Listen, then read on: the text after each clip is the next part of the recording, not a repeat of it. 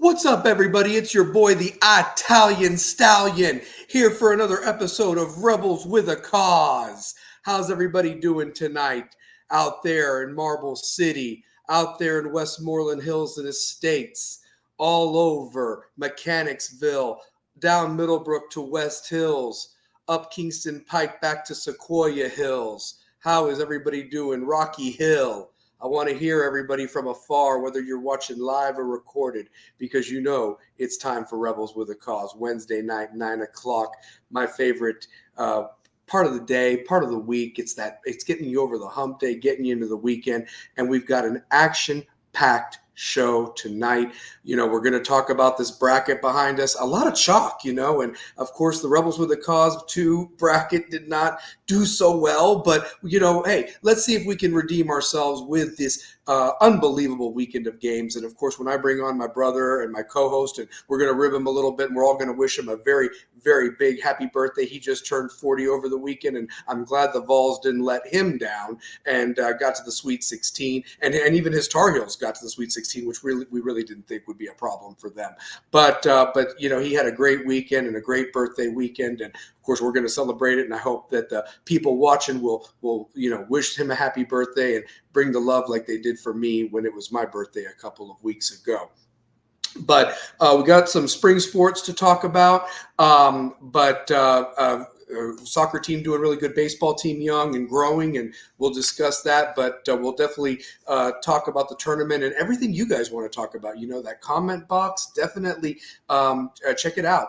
Also, if you're watching it recorded, still put comments in there. I love going back and answering and so forth. That's what we're here for. We're here to have a good time and talk not only Rebel sports, but this wonderful March Madness that's halfway over already. 64 teams. I mean, you talk about the first four, but 64 teams came in with a dream, and now it's down to 16. And by about 7:30, 8 o'clock Sunday night, we'll be down to the final four. So, it just goes by so fast, and you just have to enjoy that moment, just like the guys that are playing and the coaches that are coaching it. So, but we'll get into that.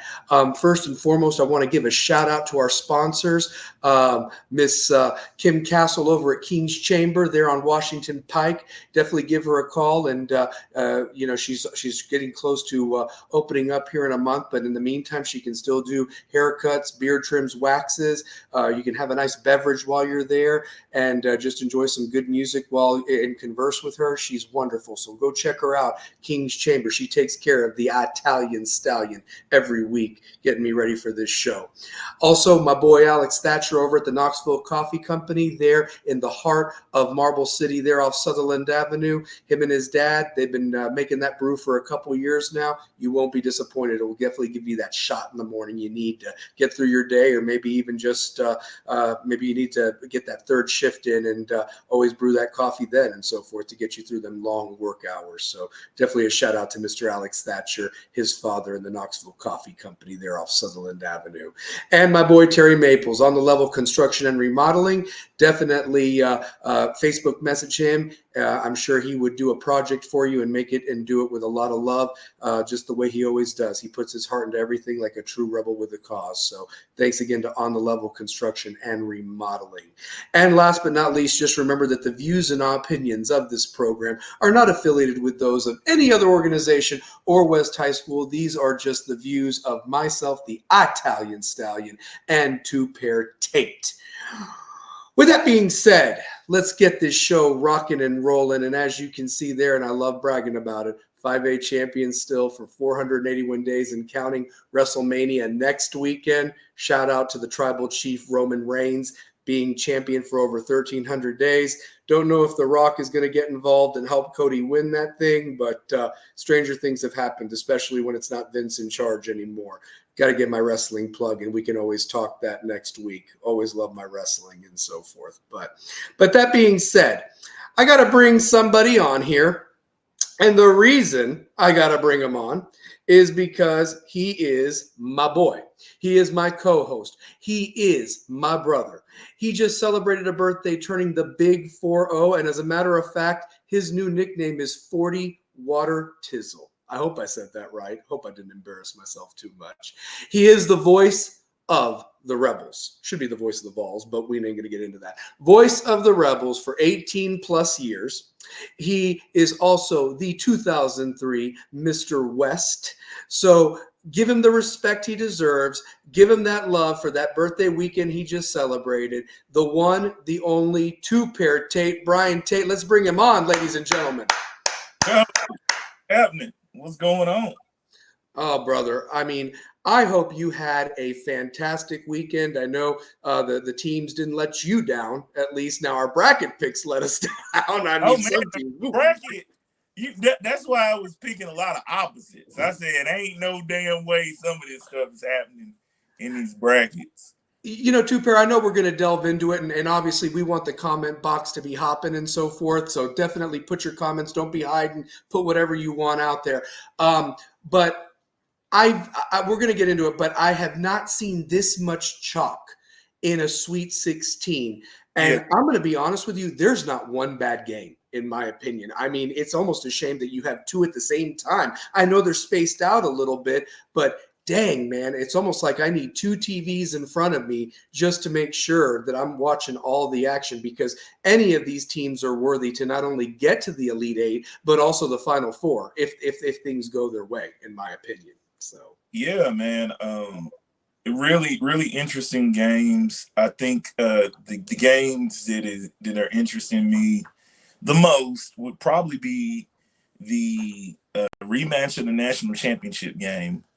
I thought that's wild that they even were in the same region, and for them to see each other in the Sweet 16, UConn and San Diego State, that's gonna be a game to really watch. Like, that was gonna be big. And the two coaches and a lot of those players from that game return. I mean, I know they lost some, but the majority of those teams are coming back, and that's really unheard of to see that in the following year. So yeah, it's really unheard of.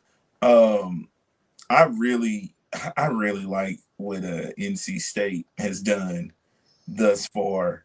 Like, to get in the position that they are in after beating Oakland, which I think a lot of us had Kentucky in our brackets. They had them in the Final Four. I mean, that might have been the biggest shocker of the tournament for me early, is Kentucky. Like, I thought Kentucky was good enough to at least get to the Sweet 16. The SEC as a whole was a major letdown.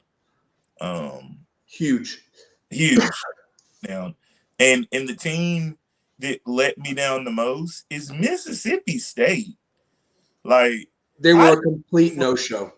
How do you go from blasting UT in Nashville to lay an egg against Michigan State? Yeah, I mean, let me just throw this out there too, Pair. I mean, obviously, we're going to get into it, and I want the chat box to definitely talk about which teams disappointed you. Where did your bracket bust? I am proud to say that I got 11 of 16 teams in or whatever, but the Kentucky game probably hurt me the most, and we'll get into it. I want to talk a little West sports because you have a big announcement to announce tonight as well. Shout out to our boy Michael Lynn. He's back. I hope he had a great cruise with the fam. I saw the pictures. It looked like it, but he wanted to make sure that we got welcome to the old club, both of us. It's my birthday. So. I'm in the same club with Michael Lynn. I'm happy to be a part of it. Hey, I'm just blessed to make it, man. Like we've said so many times on this show, so many brothers, sisters as well, lost along the way too soon, So, and shout out to my guy, Shane McGee. Just if you don't follow him or are friends with him on Facebook, the guy just beasts in the weight room, man. I mean, he's lifting some stuff up there. Do not mess with this guy. I know that if I need a bar bent like Superman, that's the guy I'm calling to help me fix a pipe or something, because he's just a beast in the weight room. Leg day, arm day, he don't skip a day, man. Simple as that. So, yeah. I thought the probably one of the best games of the tournament might be that Oregon and Creighton game. That was one of the best games And it was a late game too. After so much basketball, it kind of was a nice nightcap. I mean, and then to be fair, you had that with A&M in Houston, but that wasn't even the late game on Sunday. Mhm. That game was a snoozer with San Diego State and Yale. And what the hell happened to Bruce Pearl and Auburn? I thought this was a team built for March, two pair. I know I don't like the guy, but he said that. He said that, and then the fact that they win the SEC after all what happens in the SEC. Auburn, Auburn wins. Yeah. Auburn wins the SEC. It was really Tennessee's to lose, and I really think that stings a little bit for those guys, and I think that's what kind of sparked the 2-game resurgence we see. But the Texas game, they shot abysmal. That's one of the worst shooting games. But you look at a guy like Toby Awaka, who played inspiring basketball. You need guys to be aggressive like that. I Just, will say this because we'll talk about that Tennessee game. If that was the stinker game for Dalton and yet you still won or whatever, better to have it against that opponent in the second round than a complete meltdown in the Sweet 16 where I've seen so many higher seeds, and by higher seeds, I mean the favorites like a 1 or a 2, just completely collapse against a 3 or a 4 seed, in that manner. So maybe they just got it out of their system. You know what I mean? That's what yeah. I'm hoping for. So, yeah. And the one thing that's surprising about this region is the only lower the 4 seed lost to the 5. Mm-hmm. I don't really consider Gonzaga beating Kansas an upset though. You know, at Two Pair, Kansas. I'm gonna tell you this. You made a comment last week, and it was like, "Is Kansas playing possum?" And Kansas should have lost to Samford. There was that Yeah, they controversial call lost. with that referee. I mean, the guy didn't even hit him. It was all ball, and you make a call from that far away. I think you swallow the whistle and let that play out, man. I think Honestly. the way the foul looked because Timberline, if you've watched Kansas, he's kind of played erratic. And Mm-hmm. his best game of the tournament was that game. Um, I don't think it was a foul. I don't think it was a foul. I think that was a bang bang call. And the way Timberlake, I don't want to say his name wrong. Mm-hmm. I think it's Timberlake. I think it's Timberlake. So yeah, Timberline? Is it? I thought it was Timberline. it might be. It might be. So But yeah, a little bit of banter between Michael and Shane, real quick. Michael, I've got 2 teenage daughters. I've got to intimidate their boyfriend somehow. Oh, they shouldn't mess with that. So yeah, yeah, yeah, Kansas was limping in. Yeah, they were. I'm gonna tell you this. Last year, when Hunter Dickinson decided to not go to the NBA, he took the NIL deal. A lot of people were going for him. I said to somebody, I said, he's a cancer man. I mean, talented player maybe what in NBA 30 years ago, but not in today's game would he fit, in my opinion. And he I came up mean, with shots though. He came yeah, up with shots, but yeah, no, he kind of saw that in Michigan. He kind of saw that there. Hence to why he went to Kansas. Kansas was preseason number 1, they were, man, they were. and they just could not. They couldn't get healthy. They struggled in the Big 12. Like, when have you ever seen Kansas struggle with, of course, they've been back and forth with Baylor, but to the point of they're losing to Iowa State, they're losing to those They got teams blown off the court by Houston by 30 points. So 30. yeah, I mean, Um, I tell you, the surprise of the tournament, my surprise of the tournament is probably Clemson. you read my mind, two pair. You read my mind. I mean, do you want to know something? In my bracket, and I filled out a few. I filled out 9, Yeah, which was low I for had me. Clemson in a few brackets. Do you want to know something? I didn't pick them in one because I watch a lot of ACC basketball, Yeah, and I thought they were a team that had so much potential. Brad Brownell was on the hot seat. People talk about Kevin Keats and NC State. I mean, at least they won the tournament. You know, They won Clemson bounced. You know, 7. They won 7 games in 10. 7 in like 11 days, something Yeah, insane like that. crazy.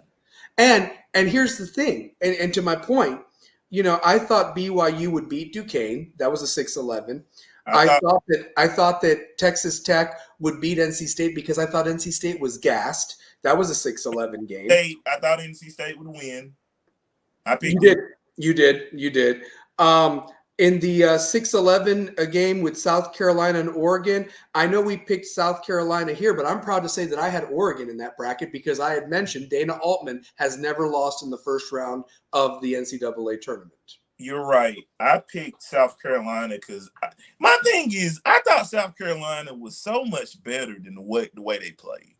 Yeah. They were so much better this year. When they played Tennessee, they look like world beaters. Yeah. When Tennessee clinched in South Carolina, you're thinking, okay, South Carolina might make a run at a Sweet 16. They don't even get out of they lost 87-73. And their former player who transferred to Oregon had the game of his life and scored 40 points and bounced them. Their former player went, I mean, if that's just makes you sick to your stomach. And then it gets better. Michie Johnson now is asking to transfer. Their leading scorer. So who's going to get him? So, you know. Tell me you're the guy. You guys lose by 14. It wasn't even close. I mean, they were dominating. Yeah. It wasn't close. Like South Carolina upset me. That upset me. I'm going to tell you this. To be fair, you talk about the SEC that was disappointing.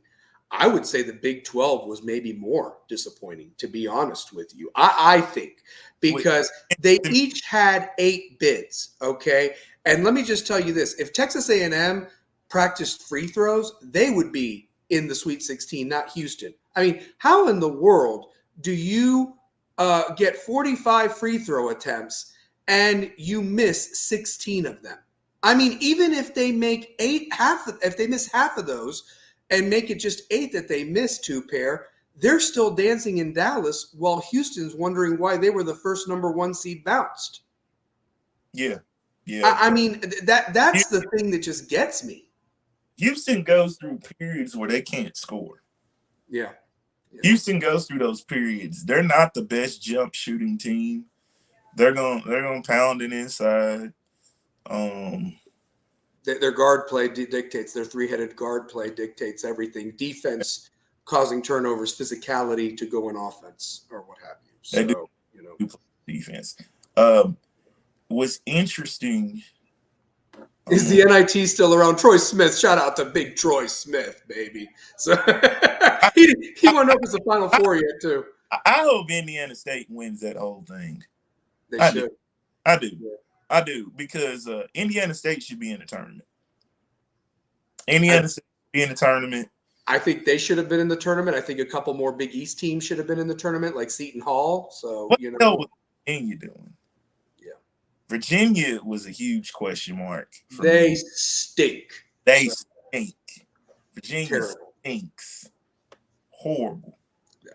I mean, you know, so, you know, I'll tell you this. We'll get back to the tournament.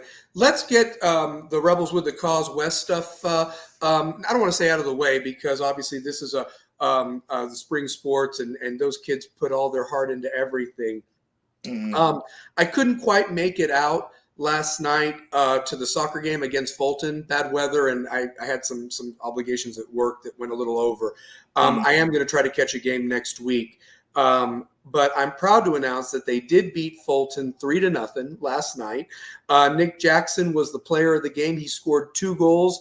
The second goal was assisted by Josh Dickerson. So West Soccer Team did really good. And that was coming off of a great showing at the Smoky Mountain or the Bearden Invitational that they participated in 3 games in 3 days, Thursday, Friday, Saturday. Thursday they lost to Science Hill 3-1, but they bounced back to beat Notre Dame 2-0. Julio Garbarino, I hope I said his name right, or maybe it's Julio Garbarino. If I'm doing the Spanish correct, 2 goals for him. He was the player of the game, and then he was the player of the game the next day when they beat Alcoa 2-0, and he scored 2 more goals in that one. So West in the last 4 games they've won 3 of 4, and they've got a tough one on Saturday against Farragut.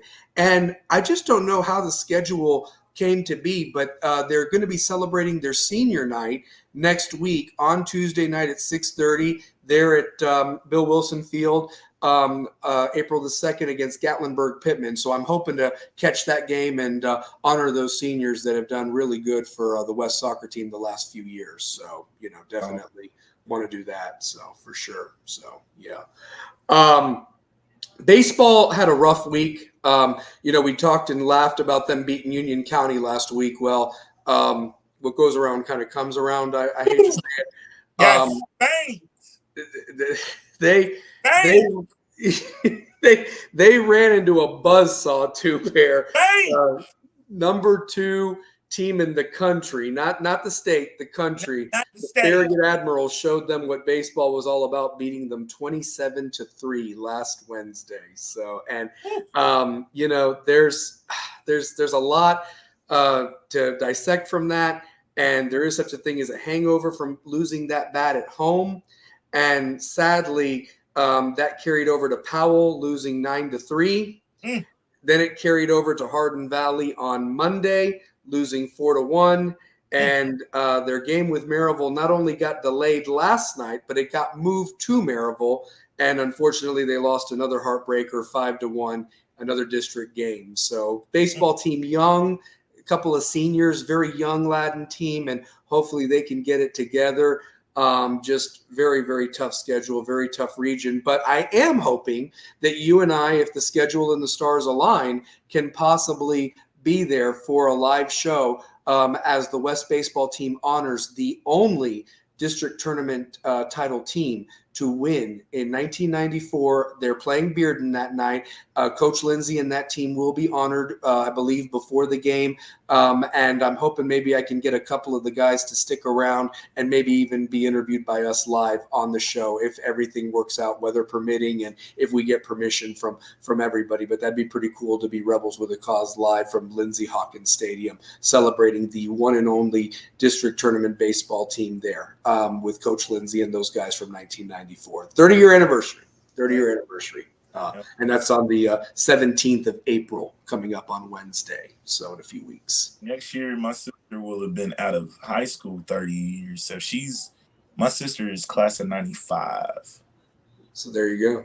So. And a lot of guys that were on that team, one of the best basketball players on that team was also a great pitcher, Shad Broyles, who man, you want to talk about, he was one of the first guys I remember to go in the West. Like before Marlon Bustle, I think I heard about Marlon Bustle when I was in elementary school, probably like 5th grade. But Shad Broyles, I knew him from the neighborhood, Mechanicsville, and I always saw him play basketball. That dude was lights out, man. Like Shad Broyles, Andre Cross, all those guys from that era. Great era of basketball.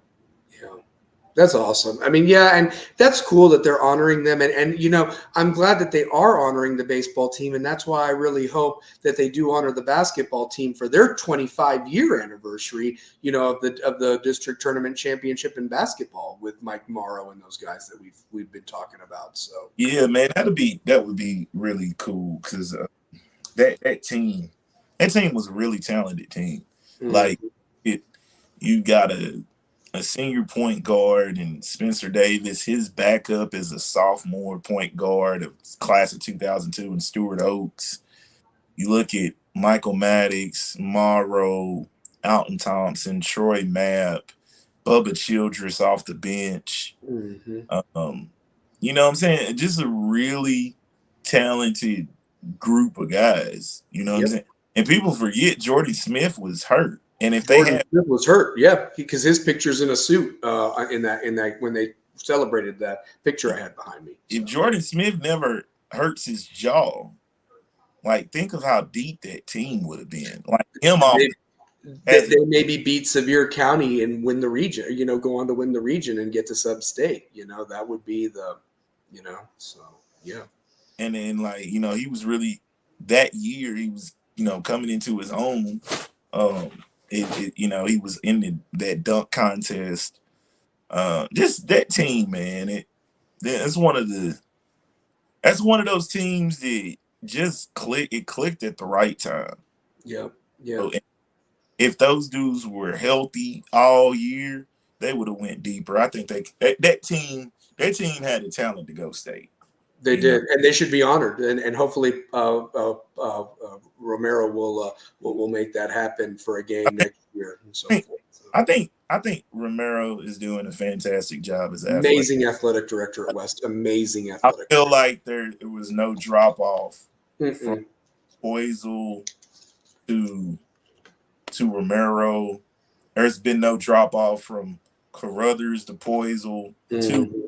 There's not been a drop off. I actually think Romero is doing a great job in all the sports. Like Mm-hmm. personable, he'll tell you what's good, what's not, what's bad. He just doesn't beat around the bush. He's a straight shooter, and he's really got this athletic program, especially with football. Oh my Like God. Yeah. like you can't say enough about just the transition. You know what I mean? Like sometimes there's drop offs from athletic directors, but it's been a high standard ever since Carruthers it went from Carruthers to Poisel to Romero. Oh yeah, and I've shouted out Ashley Spees, Dr. Spees, so many Love times and so forth. I mean, we couldn't have asked for a better principal that's all in with athletics and academics, and she is definitely a rebel with the cause, even though she didn't graduate. But the way she acts, she might as well have been a class of whatever for y'all West High School. So fantastic principal, man. Like yeah. one of the best principals in Knox County. Great mom, with her two kids and so forth that did great at West and doing good things at UT. So just continuing it and realistically, like you said, the fact that you still have Carruthers as an administrator, the fact that you still have um, Romero, like we've mentioned, and Spees, and then the other administrators. I mean, if only we had been blessed with that type of administration back when we were there 20 Oh, something years ago, it would be completely different. It'd be completely admit- different and so forth. So, yeah. But speaking of which, you have an announcement to Pair that you found out. Our guy Shane McGee, he's on it, and I'll put his comment from the chat box behind the scenes on the screen. But I don't want to steal your thunder, to Pair. So tell us, what is the big announcement that you did have to let it be known to the Rebels with a Cause audience tonight? well, I mean, I guess people saw my Facebook post. It's best news I've heard in a long time.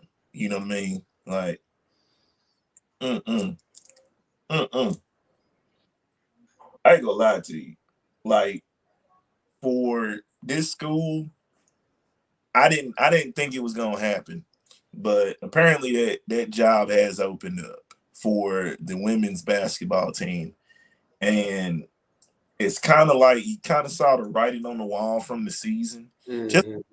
played, I think in the last 2 years they may be 2-40. Would you believe 1 in 40? One in damn, yeah, that's pretty Yeah. bad. Yeah, they only won one game last year. They did not win any this year.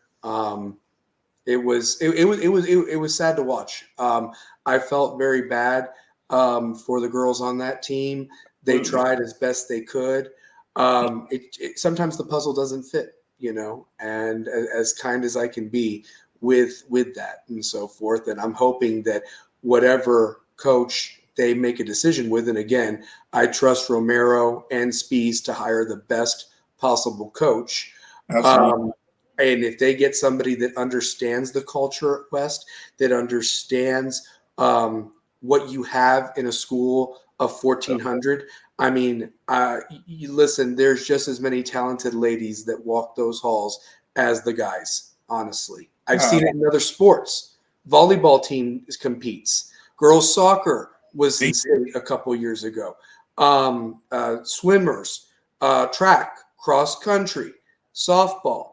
I mean, it's not that that's just ridiculous that you didn't have one sport that was so far off from the others when that really, no offense, should be the bread and butter of the girls' programs at that school. oh man, yeah, because at one time it was, and I look at people, I look at That's why I said, like, if I was filling that position at West, a couple of names that I would look to. If you think about it, like former players, Shauna McKinney, who played at West, class of '95, a phenomenal basketball player, played under Coach Jones. Um, she would be like the first name off the board. Mm-hmm. Uh, my second name, it might not be a choice people would think of, but I would even think about a Nicole Johnson, Wow. Wow. like former player, class of 2000.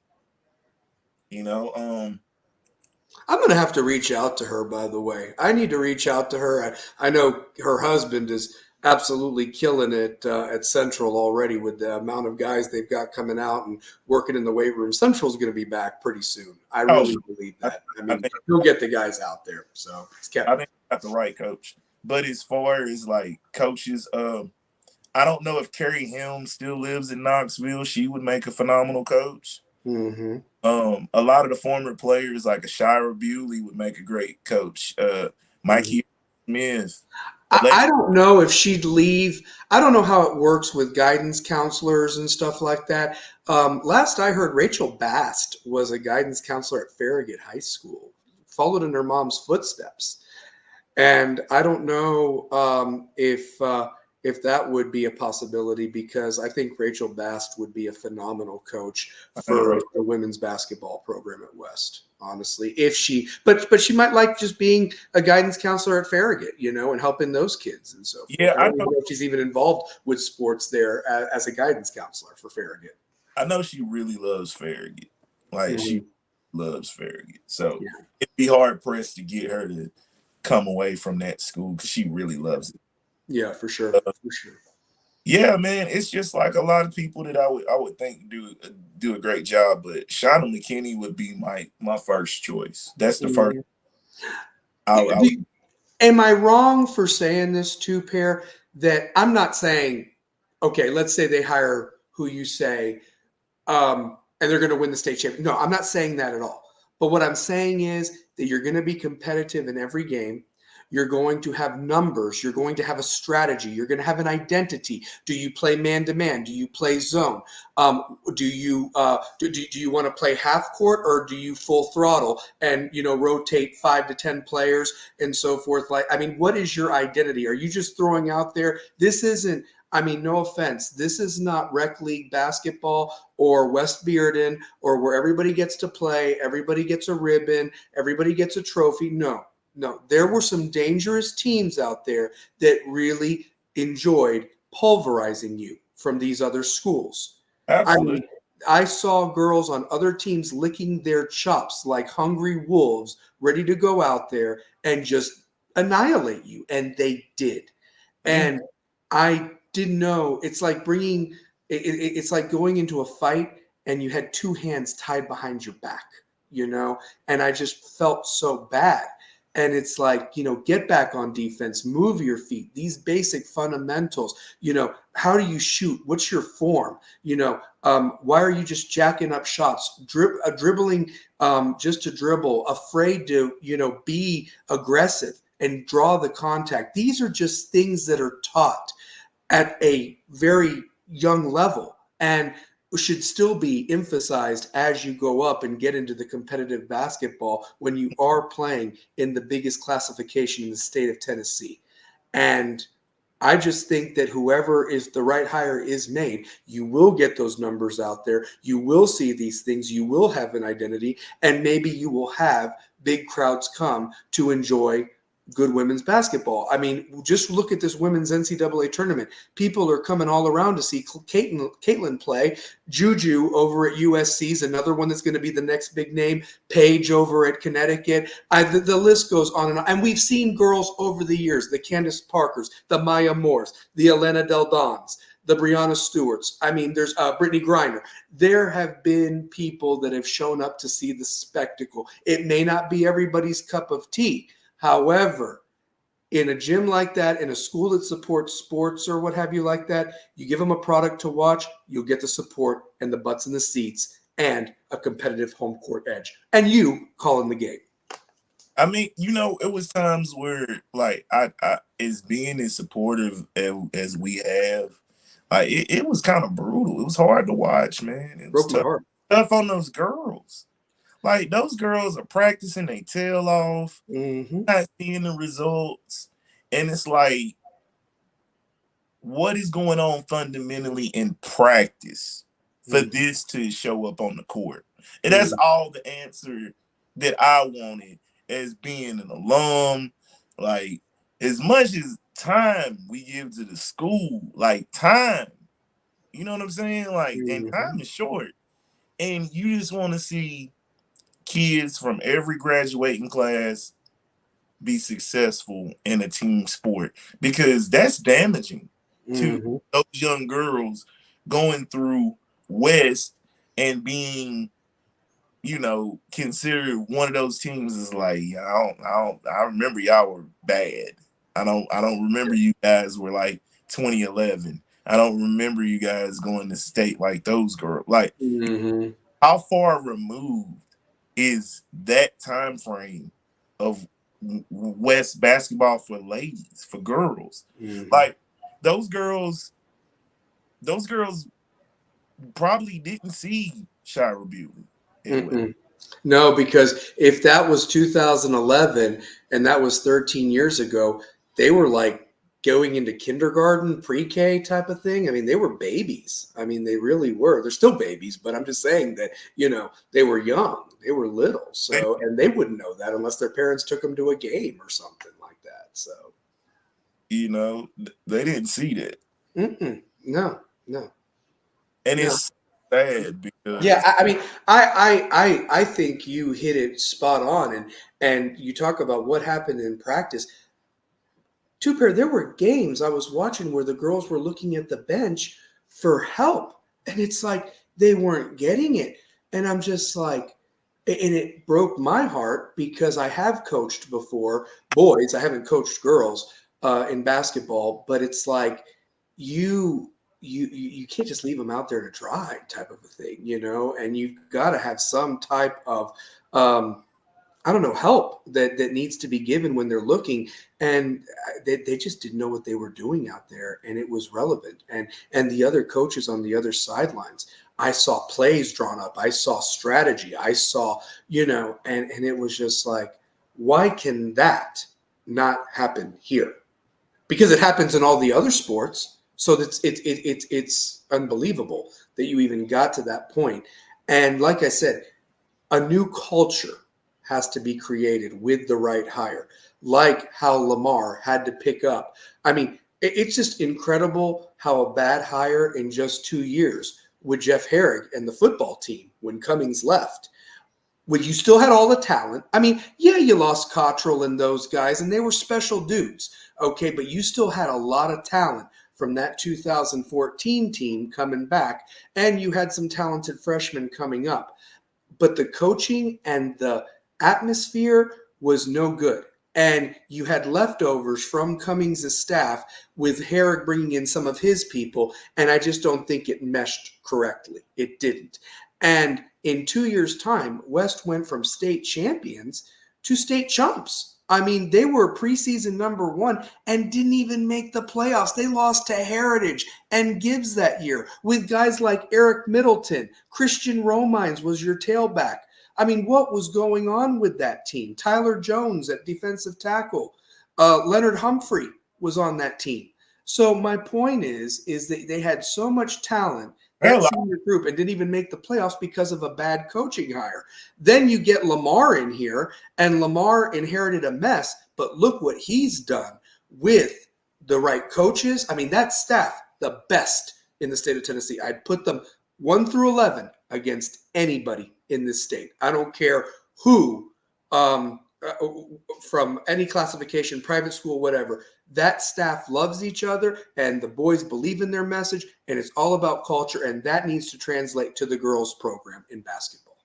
Yeah, it's just a thing of, right here. The parents are totally invested. Mm-hmm. Parents are We totally. talked to them after the games. I mean, I felt bad for them. That was their daughters. That was their daughters out there. Goodness gracious. But we have guys in this chat room that have daughters that could have been on that team.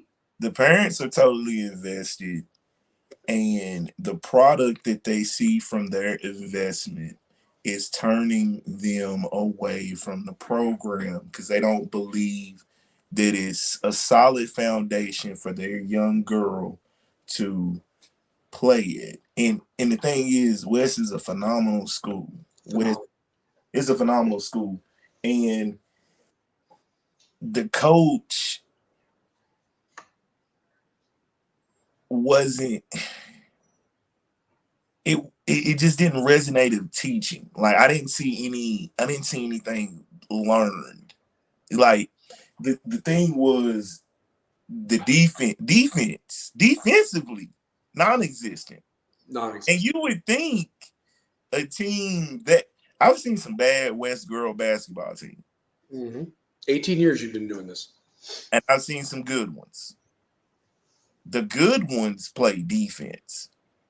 Because there's a lot of times that you look back on some of these teams with the Crystal Kesslers, the Erica Lanes,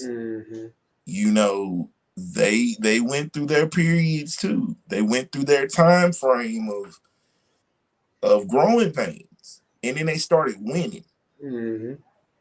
If you really think about it, Crystal Kessler started that winning tradition. She did. From Crystal Kessler, you had Erica Lane, who was phenomenal. Then from Erica Lane, you got a Morgan Jack in there, who was a phenomenal track star playing basketball. Mm-hmm. Miriam, I think she was from South America somewhere, but she was a foreign exchange student, played great basketball. Miriam did. Her debut, like you mentioned. So you get the Shira and Mike here, who, if you like, that's probably the best West squad we've ever seen. And I say it before and I say it again. Their only bad luck was they drew Riverdale in the first round of the sub tournament. That's like Austin East drawing Douglas, and you played what you could, but they were the class, Riverdale, and Riverdale put a lot of girls from that team in D1. Lady Vols were even recruiting some still back in that day because those were Pat Summitt's last teams before she gave it over to Holly Warlick. So yeah, and it's not impossible though, and like you said, and again, I've never seen so many fast breaks given up, not getting back on defense. And again, even when you were available to set up your half-court defense, you didn't know whether you were a zone, whether you were man-to-man. I mean, you had no identity whatsoever. And it's like, do they even know what they're doing? And because of that identity, how many second chance points did you give up to, Pair? I mean, the other teams weren't shooting efficiently, but they were dang in the right position for putbacks, and it was sad to see. And the thing that's why I keep saying, like, keep going. It's a lot. It's a lot. It's a lot. To the point of when I was doing that, I'm like, yep, and this, and this, and it's building a program at the bottom and trying to take it to a high level. it's hard to compete with basketball, but it's really not. Mm-mm, It's mm-mm. What really about the facilities? You talk about the facilities, man. They got a big screen in that gym. They've got weight rooms all over the place. I mean, Big O was talking about how the one weight room was for everybody. Football's got their own weight room. Then they've got a solid weight room right there nestled between the baseball field and just across from the AG building. Remember, it used to be in the AG building and so forth like that. So my point is the conditioning is there. The track is open all year. The stadiums are there. Run Tobler, get conditioned because it is what 32 minutes of hell, pretty much. 8-minute quarters, 4 quarters. You need to be able to even do maybe even another overtime. So if you want to do 32 minutes, go 36, just so you're better than the other team that's competing out there, with your conditioning and so forth like that. Because you got to bring it for 36 minutes, not 32, 36 in case it goes into overtime. it just looked like they didn't have like scouting reports. It was just they rolled the ball out there and just said, okay. What was done at halftime? No layup lines after halftime. What did they do in that 10 minutes? I mean, and there was no like, rah rah, let's get them in the second half type of thing. I mean, you're already down 25 points. What's the difference if you lose by 50? Like do something out there different than if you're down already 25. So, And then the constant bickering between coach, player, oh, like it just was time, like it was. because I Yeah. look at the players before. Um, Gosh, her name is slipping my mind. Our point guard from last year, her name is just slipping my mind right now. Um, Not this past season; it was the year before. Mm. The one He's in the one in 21 team. what was her name? What was her name? It's slipping my mind. She was a senior. She graduated 2023. Hmm. Point guard. I'm trying to remember her name. You She mentioned it to me, and she she was. played with Kaylee Newman. She's in that class. Oh, Kaylee and Shy Bullock. Um, Let me find her. sure, sure. A point guard. What was her name? I just it's slipping my mind I right. hate that when that happens. You've mentioned her before to me because you said that she was like one of the bright spots of last year's team that won the one game. So yeah, Yeah, really one of the bright spots. It won one game. it hurts our heart. I hate when any West team loses a game. Sorry, I do. Whether I played that sport or not, I want us to win them all. Honestly, And that's how I she's feel. she's tough too. She's actually playing in college right now. Hmm. Point short. What was her name? Man, if anybody remembers our point guard's name. Well, Uh can I just throw this out there too, Pierre? I think what's the most disheartening thing is when I came up to the ticket booth every time. Nice people, take my money, whatever. And there's a program out there, but it's only a boys program.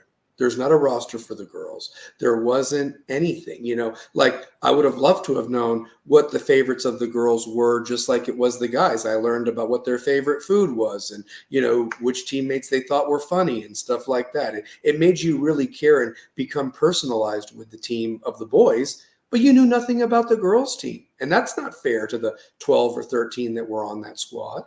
So, I mean, what you put into is what you get, honestly. exactly. That I mean, I is had to ask you, what's number four's name? What's not, I had to. I mean, I didn't know. And yeah, and I'm getting a picture from the stat book. That's how I knew their names.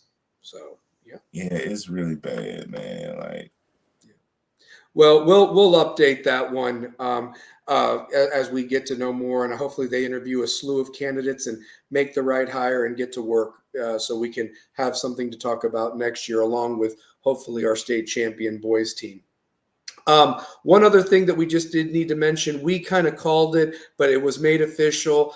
Jeff Courtney, the son of the great um, Eddie Courtney, did become the head coach at Farragut, and he's putting his staff together. and they are going to be a program. Not that they've fallen off or anything like that, but that program's not going anywhere, and it's going to be very interesting to see how Jeff puts his handprint following his father's legacy of over so many years of being a part of that school as either assistant head football coach and the head guy himself since about 1994, 1995. So, yeah. That's awesome, man. Like I really think they're gonna be a force to be reckoned with, though. Oh yeah, no, I mean, there's not an easy game on West's schedule this year. I mean, I pick us to win every game, but there is not one game. Shane, if you're still on, bud, I have a question for you because I'm kind of surprised that Bearden even went for this. It was your all's turn to host this year. And I'm seeing that West Bearden game that's going to be on TV by Packer, the LMU Classic, is actually going to be played up in LMU Stadium. Is that accurate, or did they just get that wrong on Coach T? Because the schedules are almost officially all finalized, and I saw that and I go, why would Bearden give up a home game when it was their turn in the rotation? So I don't know if that's wrong on Coach T, but I had planned to be at Bearden High School football stadium for whenever that game was, whether at noon or 7:30 or whatever. But if you know anything more about that, that would be great because like I said, I think it's fun when the game is played at the home stadiums of each team. That's what makes it a rivalry, not in some neutral field. You know what I mean? That's just my opinion. Two Pair, do you have any thoughts on that, by the way? I mean, if you do it on a neutral field, let's just take you to the next level. Like put that bad boy up in England. Yeah, shit. Yeah, for You know sure. what I Oh, shoot. I haven't heard of anything, but I recently left Bearden. So what? Are you not with them coaching anymore, or what's going on there? Um, just let me know. So, or private message me, whatever. At this point, so I don't know if you meant maybe that you'd left the school just a few minutes ago or an hour ago or something. But yeah, I'm just curious because I haven't had a chance to talk to Coach Brown about it or whatever. I'm sure I'll see him at the ring ceremony coming up in a couple of weeks. But I just I hadn't had a chance to really talk to him, and I know he's busy. I know he's really busy with the team, about to go into spring practice and all that as they're still working hard in the weight room. So I'm excited about that. That's the only sad thing when March Madness ends. I'm ready for spring football, man. You know, whether it's college, whether it's whatever, you know, I'm ready just to see and get them preseason magazines out. And I know that I'll be out there watching practice to see what I see and just report what I can without giving it away. Because like you said, Two Pair, we have definitely, uh, uh, you know, that we don't want to give it away because we have other opposing teams that hate our show, watch our show, get motivated by our show, and I don't need them to be any more motivated than they are, or give them any more of an advantage. So, but hey, we came up with it first, like it or not. Shane, nope, I'm out. They went in a different direction, and I'm going to be a dad for the first time in over a decade and not a coach. Wow. mean? Well, you know what, man? There's a nice place at 3300 Sutherland Avenue.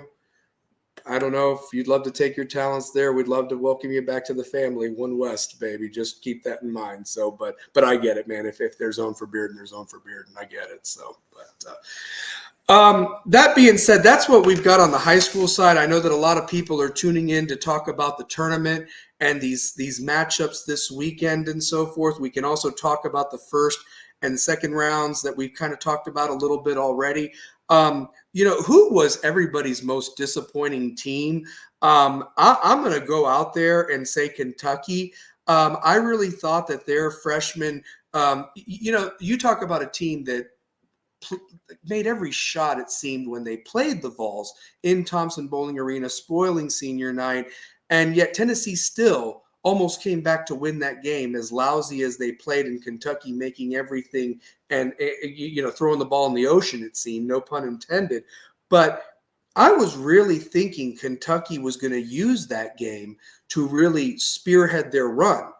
And if anybody had a dud of an SEC tournament and a NCAA tournament, it has to be them two pair. I mean, people were picking them to win the national title or the Final Four, not losing to Oakland and the Eddie Munster lookalike that made like 10 or 11 three-pointers. I mean, he looked like Eddie Munster. He looked like Mayhem from Allstate, by the way, and he created Mayhem. And he was jacking shots that, like, you would be on like you'd rather be on an official court, a street court, whatever, at the park. And you're like, you ain't supposed to make a shot like that.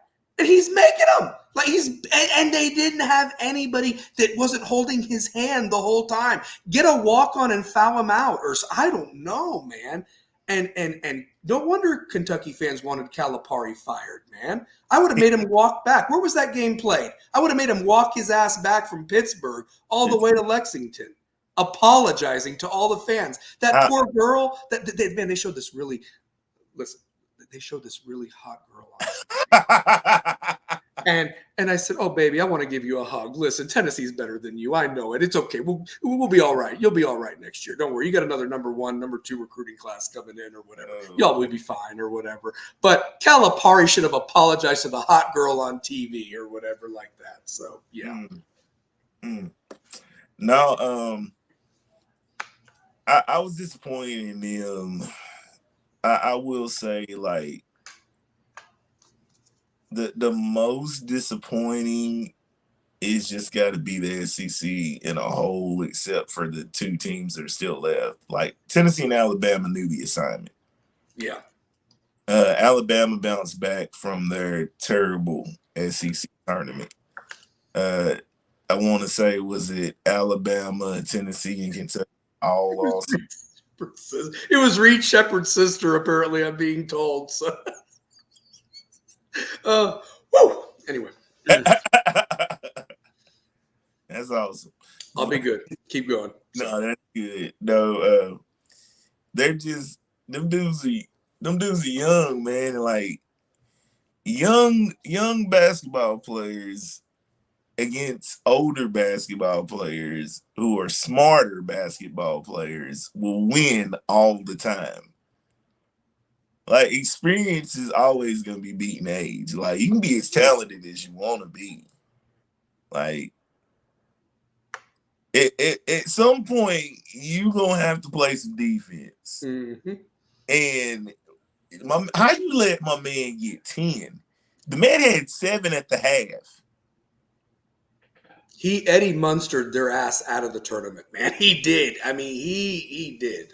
I mean, my God. We're not a Cinderella. Yeah, you are. And what did I say on Facebook? I said, the clock struck 12, Cinderella. That's what I said. And what's his name? DJ, the 2 DJs made sure that got done or whatever. So, Burns and Horn. So, yeah, I mean, goodness gracious. So, I mean, honestly, these little teams, I love the confidence or whatever, but don't poke the bear. Don't poke the bear. Listen. Don't poke that bear from NC State. Listen, I'm going to give you another one. I'll give you another one. Like we talked about Auburn and Yale, which I mean, how did they even blow that game? At the end, Michael Lynn said Mississippi State. I mean, here's the other thing, too. I said to somebody, I said, of course, Mississippi State's going to bend over for Izzo and the Spartans. I know it. And Michigan State shot unbelievable. Michigan State shot good for that first 10 minutes against North Carolina, and then Harrison Ingram had the game of his life for the Tar Heels, and they, got rid of him for the 6th time. I mean, listen, death, taxes, and Michigan State losing to North Carolina in the tournament. That's what happens every time. Every time. But I thought Mississippi State could have given Carolina a game in that second round, but they didn't even show up to a pair. I mean, they didn't show up. I'll give Florida a pass because for them to do as well as they did against Colorado without their big man who had that horrible injury, awful. And I'm not a Gator apologist. I'm just saying that how would they have done in the tournament had he played? I mean, I think they beat Colorado and maybe even upset Marquette to set up an NC State-Florida game in the Sweet 16 if they still were going to give them a 7 seed with his injury and everything like that and them losing to Auburn in the SEC final. So, Yeah, I really liked that Florida team until that injury. they were well coached. They were well Florida coached. was playing some really good basketball. They they were really playing some good basketball. Shout out to Josh Hunt, a big Florida Gator fan. So we shout him out for. I mean, they lost on a heartbreaker. I seriously thought their game was over. I think they were down by 8 with about 2 minutes to go, and they fought, clawed, tied, and then that Colorado guy just makes a shot there, from the baseline, and it's over. And there's no time left. You can't even inbound the ball. It's done. And Hey, that's a horrible feeling. that was pretty. That shot was pretty. Yeah. You know who the worst team in the tournament was, in my opinion? Nevada. We had them. How do you blow a 17-point lead with 9 minutes to I go? picked Dayton. You picked Dayton, but we convinced you to pick Nevada because it was like 4-1 or whatever. Like that. Yeah, I picked Dayton. You picked Deron Holmes, so yeah. I was right. I told you I was riding with Deron Holmes. Yeah, yeah. I was talking like Shannon Shaw. I'll ride with Deron Holmes. I'll ride with him. Ride with him. I guess my question was this: how the hell did it even get to that point, Pair? Because theoretically, 7-10 is whatever. It's one of those games that could go either way. But Dayton was probably the more well-known team than Nevada. But you talk about how the disappointment of the SEC and the Big 12 was. You might as well throw the Mountain West and the Big 10 in there too at this point. Honestly. I mean, Wisconsin got ran off the court by JMU. We picked that one. Illinois is doing their thing, and I really think that a matchup tomorrow night that doesn't have the sexiness behind it of, say, Carolina playing Alabama, even though Alabama's not a basketball school, there's still a brand, and that's going to be a CBS game. UConn, San Diego State, you mentioned, Arizona, and the surprise of Clemson. But that Illinois-Iowa State game, I think, has the possibility to be the best game of all 4 of those tomorrow night. And it's going to be on TBS and so forth. I think so. I like Iowa State, though. Oh, yeah. I mean, we picked Illinois in the in our bracket or what have you. But in my bracket, I have Iowa State. I think that team is for real, honestly. And if I'm not saying UConn. I mean, everybody's been saying this is the UConn Invitational Tournament. So. I like Shannon. Shannon is nice. If Shannon has a big game and they do what they're supposed to do defensively, Illinois can win. But I think I picked Iowa State in this one. I picked Iowa State in one of these brackets. Michael Lynn threw Virginia out there. Shane, Troy, if you're still on, anybody watching, who else? Virginia stinks, okay? That first 4, they were an atrocious group. What an atrocious team, honestly. And then after the game, did you hear what Tony Bennett said? Well, we'll look at some things and maybe change the – you should have done it 4 years ago. What you talking about now? Get the hell out of here. Slow, methodical style of basketball is not – look, the difference between what he did when he won the chip, you had 2 guys. Mm-hmm. You had 1 lottery pick. Yeah. You know what I'm saying? You really had 3 guys, actually. Mm-hmm. You had 3 guys. And who was the swing guy? There was a real athletic guy. I don't think he's playing in the NBA. They had 4. And then they just put some big guy in the middle to be the rebound and kick guy that would get them the 3-pointers in the second chance. He was a tall guy with dark hair, if I remember correctly. He had a flat top haircut or something like that. Mm-hmm. So, yeah. But but look at what had to happen for that. I mean, they didn't have to play Tennessee. They didn't have to play North Carolina, who was good that year. They completely avoided Kentucky. They got Auburn instead. Auburn had a good team. We do admit that. And let's be real, man. Let's be real. Texas Tech was a nice little story that year.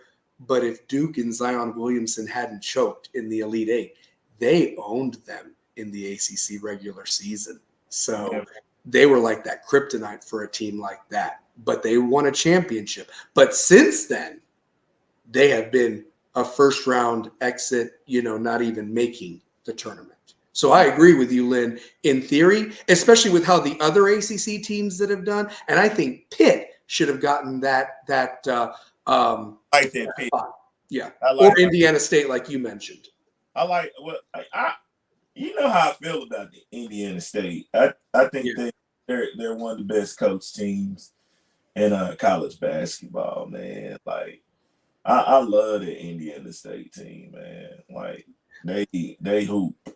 That player would have been showcased on all sorts of commercials, and they could have just done a whole thing around him. Honestly, that first weekend, the nerd or whatever, I forget his name, but he can ball, he can play. So Shane said he expected more from South Carolina and Mississippi State. Absolutely. I would ask this, since a lot of us here watch SEC basketball. Of the three, Mississippi State, Auburn, and South Carolina, who was the most disappointing of those three? Never mind Kentucky. Never mind.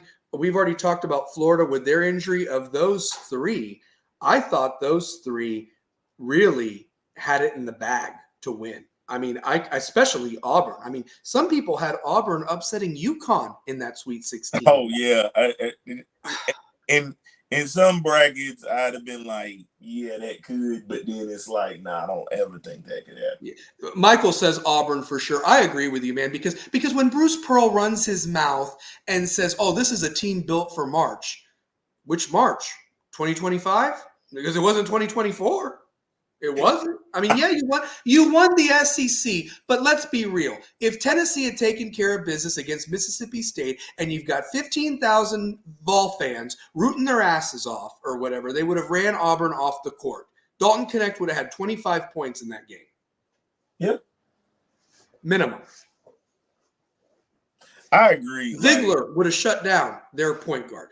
My thing is, if we would have really got to see the Tennessee that's playing now in Nashville, but I won't hang on to that as much as I am now. I'm happy we don't see second round Rick.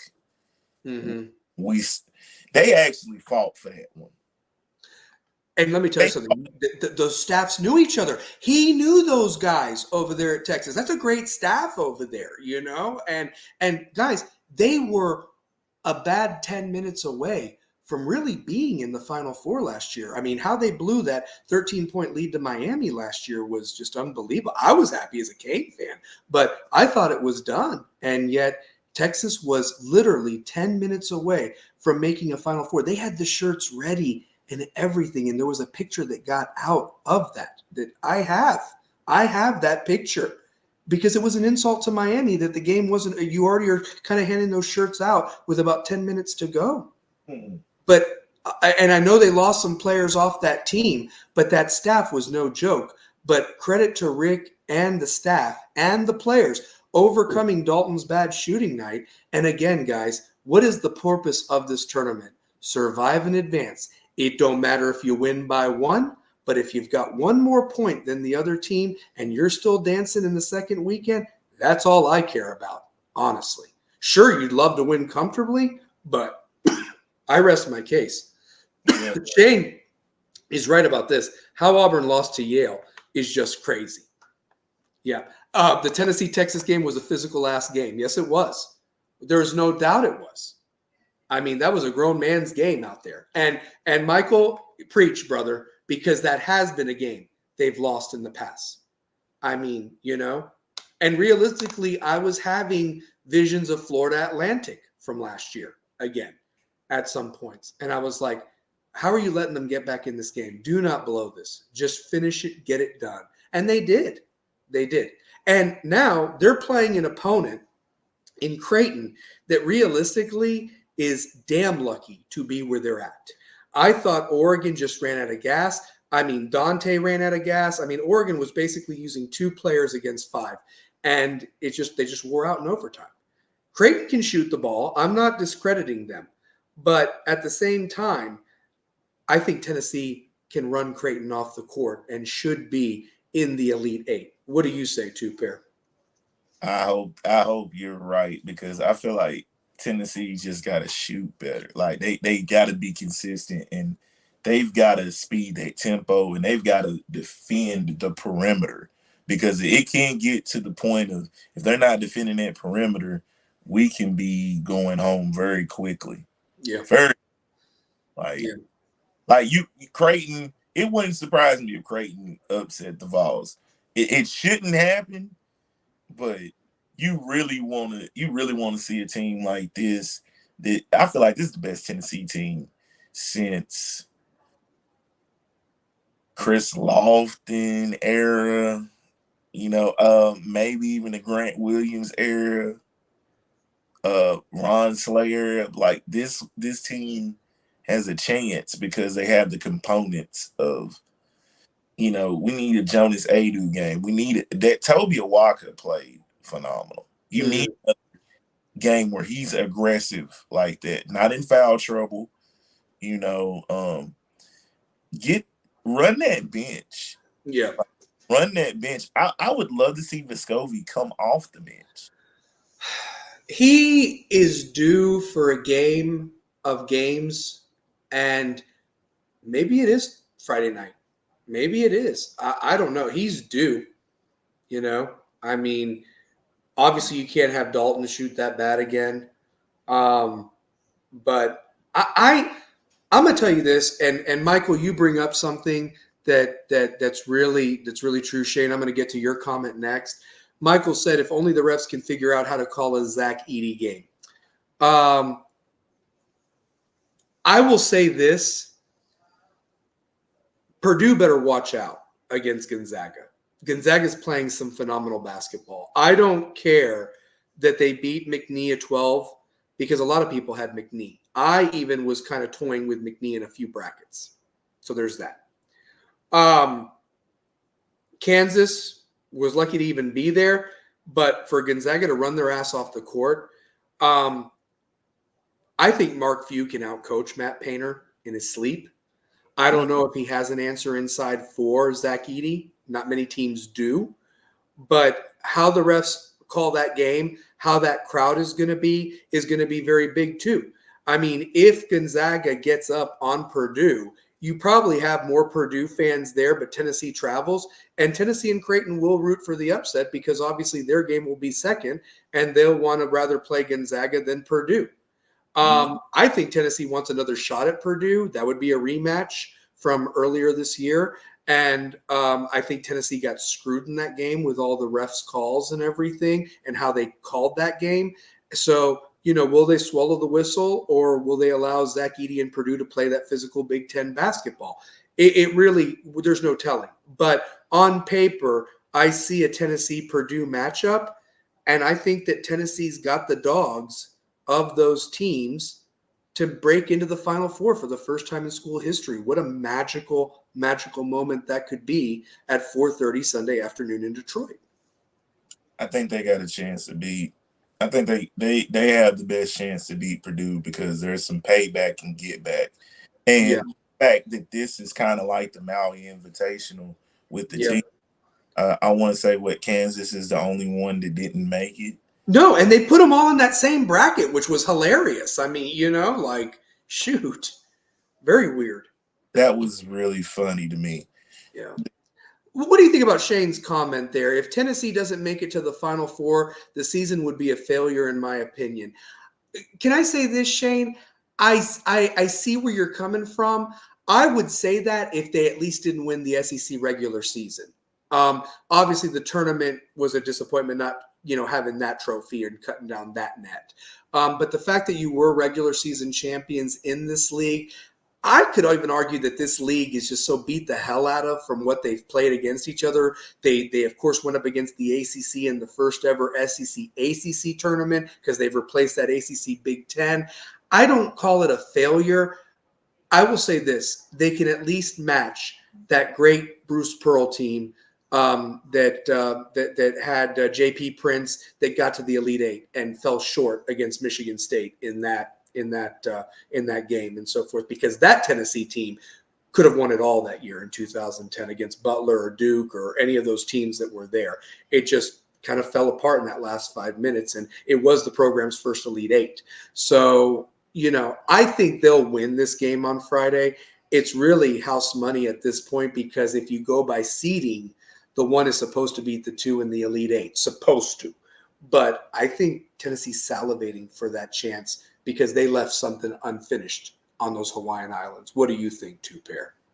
I feel like that's true because the way they played down the stretch in the Texas game, that gave me a sense of, I think if they even shoot bad like that, their defense is that much better than the opposing team's offense. It's just Texas shot horrible too. Yeah. Yeah, they shot horrible in that Colorado State game too. I mean, it really was bad basketball. I mean, for Yeah. what Colorado State did to Virginia, Colorado State stunk. I mean, only putting up 17 points themselves in one half of basketball. That's barely a point a minute. But of all the stinkers though, Kansas, that was the stinker though. 68 points. They stunk. They stunk. Like that game was like a 1 point game at one point. It was. It was. And meanwhile, Tennessee was as fresh as a daisy. They beat the hell out of St. Peter's. That was a terrible St. Peter's team. I mean, they were just Terrible bad. Saint. They were awful. I mean, Larry Frank from Utah, glad to have you on, brother, has a question. Pair, you can answer this one too. Switch to the women's side for a sec. What's your all's thoughts on Ice Cube offering Caitlin $5 million to join the Big Three League? Should she go for the money or be drafted to the WNBA and make less money? Man, go get that quick 10 million. Go get it. Take it. Here's my thing. If Ice Cube is telling you they want the best female basketball player in college basketball for a league, Ice Cube's league is so good, they have made it an Olympic sport. Yeah. So why not? Yeah. Cube's what we call a smart businessman. And yeah, take it because she's gonna make more money off the court than she would in the WNBA. The sad thing is that I take the money too. I don't know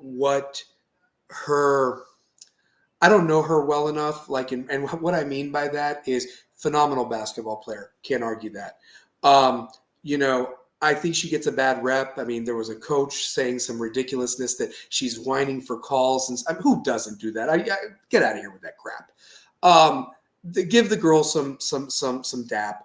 But here's the thing: does she really want to be the martyr that believes that maybe she can take the WNBA to the echelon that they would like to be in, where the Candace Parkers, the Maya Moores have not really done, for Rebecca Lobo? I can go on and on and on. Or she's got to look for her future because, her playing days are limited just like a running back in the NFL. You know what I mean? And so forth. She might want to do a family someday, all that stuff, So I'd take the money in a heartbeat. But again, what will the WNBA do to, instill to make her the face of the sport, ultimately, and so forth like that. So, yeah. I mean, phenomenal. She just hasn't won the one thing that these other women have. Like you're looking at a Angel Reese's one. You're looking at a South Carolina team that is scary good. They beat North Carolina so bad. Dude, they were up by 50 points. And North Carolina wasn't trash. They were a good ACC women's team. They'd won some games. So, I mean, they were silly out there. They look bad. That looked bad. And Sarah Lawson at Duke. Oh, dude. Hey, let me tell you something.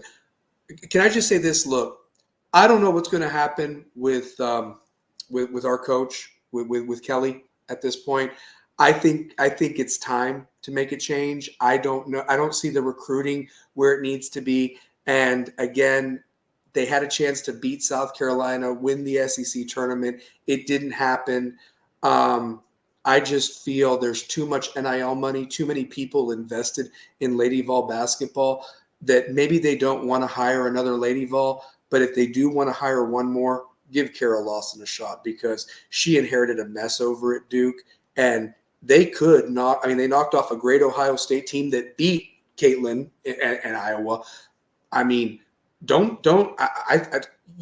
beatable. I mean, they're not invincible. They have a lot of injuries. Paige is an amazing player, but I like how Duke women's team plays in terms of the defense and everything. And they could have given up when they were down, but they came back and took it to Ohio State. At Ohio State. I mean, in Columbus. So that was a home game. I like what Curry Lawson got going on at Duke, man. Yeah. Like he really can coach, man. Like Yes, they Ohio State. They look really good against Ohio State. I was actually surprised that we didn't give her a look after the whole Holly Warlick thing, failed. I saw Kara for many years, not only play in the WNBA, but also was like Jay Billis. She was Billis for the women's side with her analysis. She knew the game. She knew the players, and she was very serious and focused. And it was like, man, why is she not coaching? But probably ESPN was paying her a good bit of money for that and so forth, as that gig. And then Duke took a chance on her, and she went to the team that is going to pay you and says, here's our program, do something with it. And they're in the Sweet 16, and the Lady Vols aren't again. And I'm tired of saying that. It was almost the Lady Vols and UConn every year in the championship or the Final Four. You had a Stanford, you had a Notre Dame in there. We ain't even in those programs leagues anymore, man. We're a laughingstock. We're not even like middle of the road SEC, at this point. No. You've had teams that you never lost to in women's basketball that have winning streaks against you now. Ole Miss, Alabama, I could go on and on and on. Yeah. The South Carolina one was probably like the toughest one, though. That's probably like the worst loss of the season.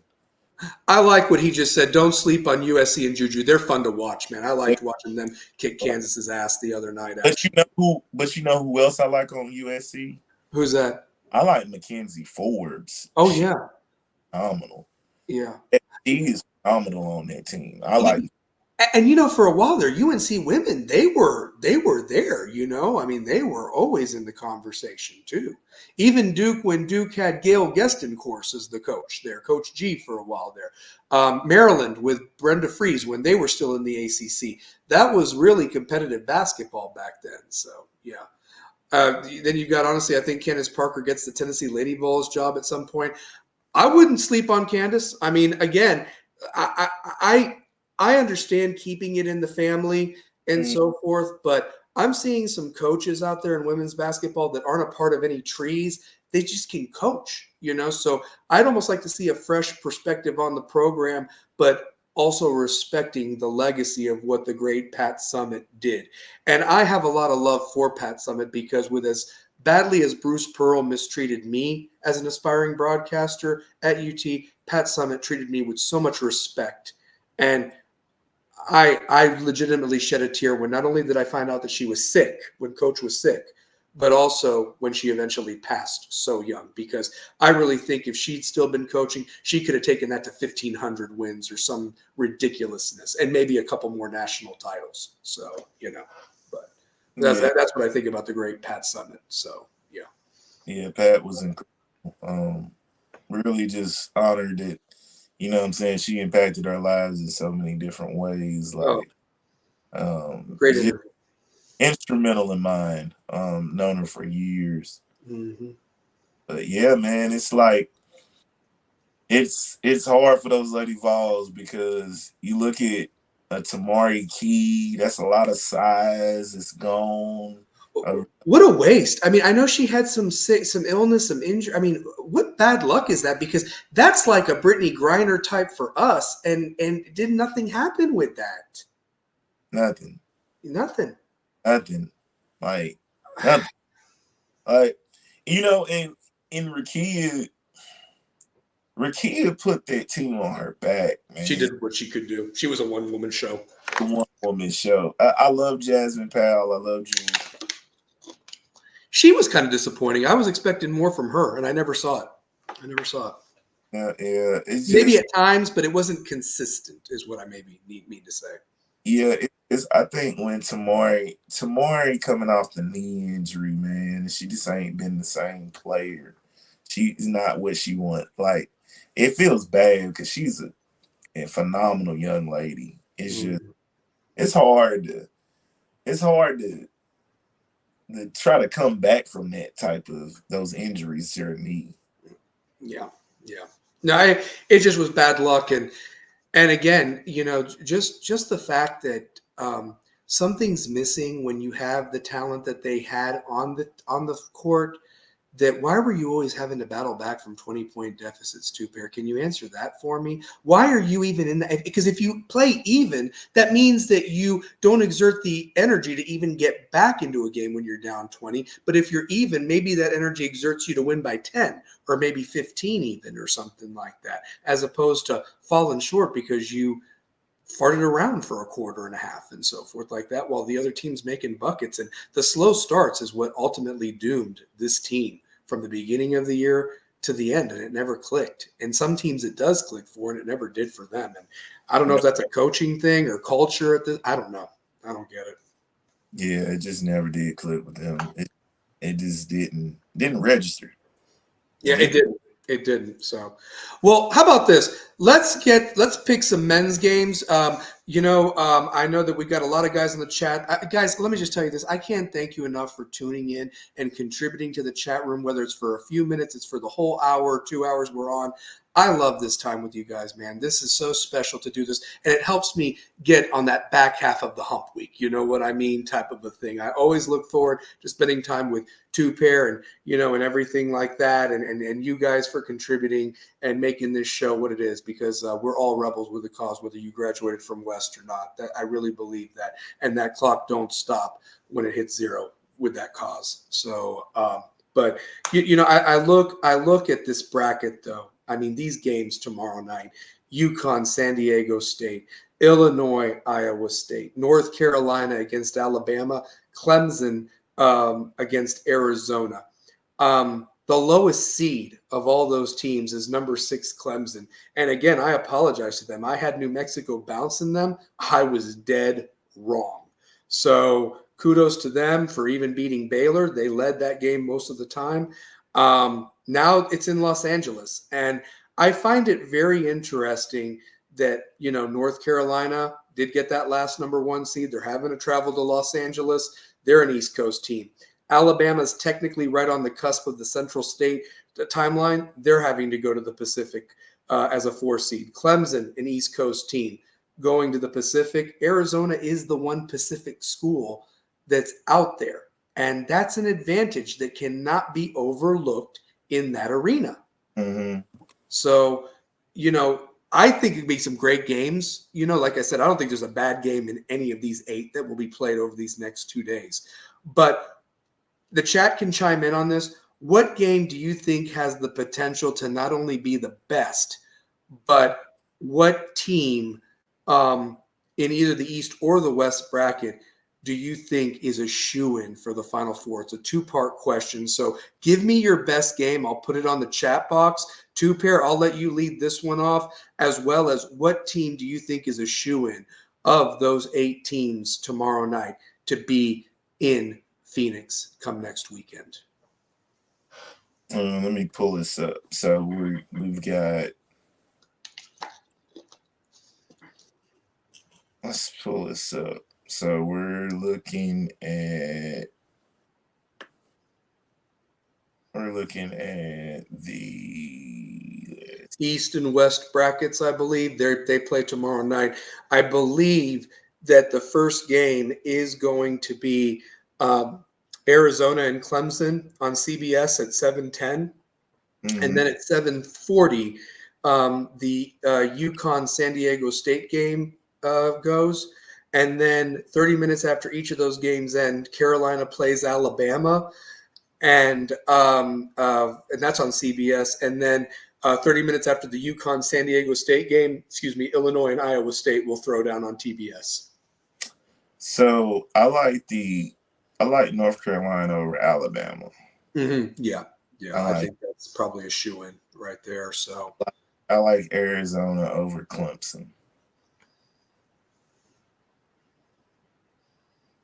So we really are going to get that the Caleb Love Bowl pretty much. That's Mhm. what. Yeah, I feel I like mean, it happened. They want to build the drama. Like you want to build the drama for this game. So you're gonna see a lot of ticky tack stuff happen in that UNC Alabama game and the Arizona Clemson game. You're gonna see a lot of ticky tack stuff the way that game gonna be called. Um, a game that I'm very interested in is going to be uh, Purdue Gonzaga. so you're skipping ahead to Friday's games. So Oh okay. my bad. Yeah, no, we're talking. We'll get to Friday. I promise we'll get to Friday. A lot of matchups there in that too. So yeah. No, this is all Thursdays. Yeah, this is Thursday. I mean, you got the UConn San Diego State game you mentioned about the rematch of the championship. Like, Illinois versus Iowa State, which were the Big 12 and Big 10 conference champions throwing down. So, I like UConn a lot. yeah. Yeah. I like UConn a lot. Yeah.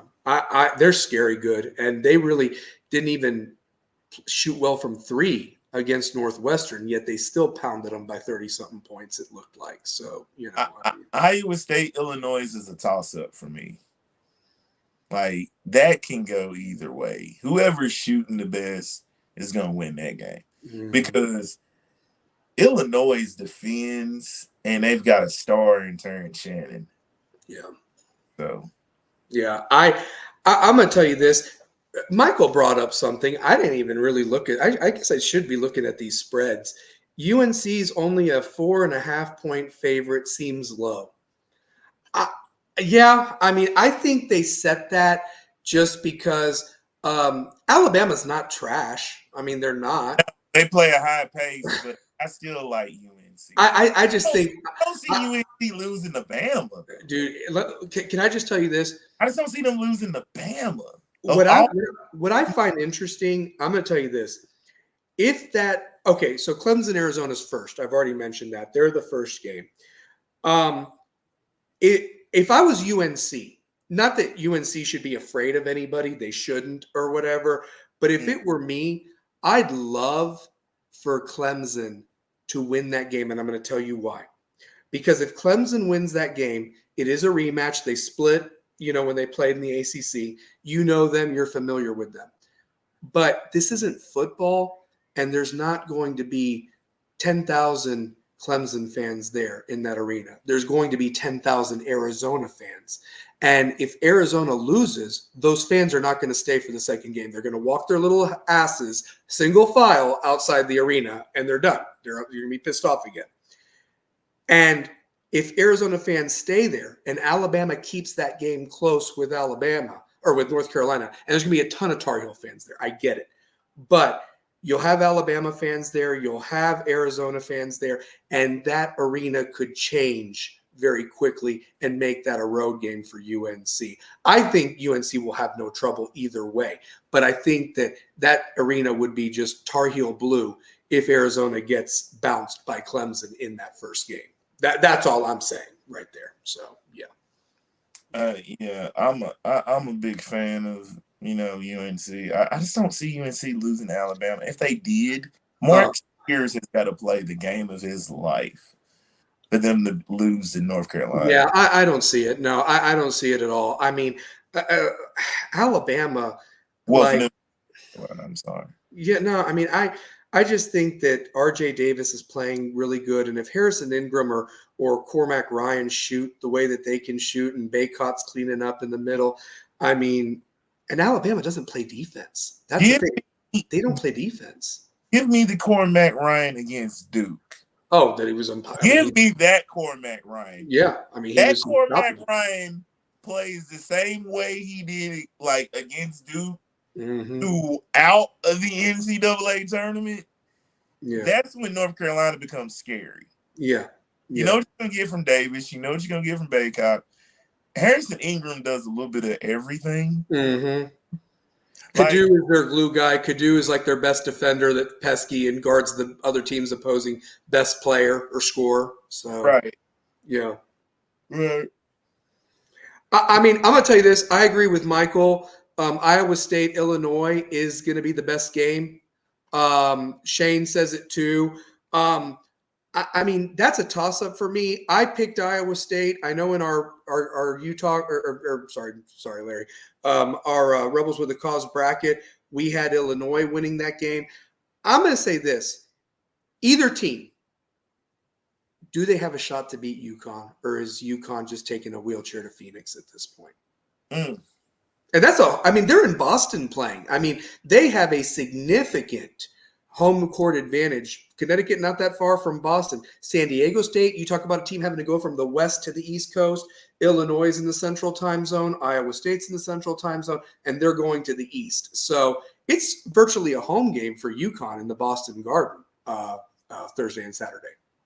Yeah, it is, and the fan base is gonna be raucous in there. Mm-hmm. You know something else, and I'm going to tell you what I'm going to pick. I think UConn beats San Diego State handily. I think that Iowa State gets it done against Illinois. These are just my picks. I think North Carolina rolls against Bama. I think Arizona beats Clemson. But regardless, I think that UConn and UNC are on a collision course. And I think, no disrespect to the other side of the bracket, because we'll talk about them in a second, I think the winner of the UConn North Carolina Final Four game is your national champion. You know what? I do too, because I feel like UConn and UNC were the two best teams in the country, and I think the same bracket. And that would be a rematch because they played at the beginning of the year, and Connecticut won by 10 points, I believe, if I'm not mistaken. If UConn, I would love to see a UConn UNC national title game. And it wouldn't happen in the national title. It would almost be your de facto because they're on the Final Four. It would be your 840 Final Four game.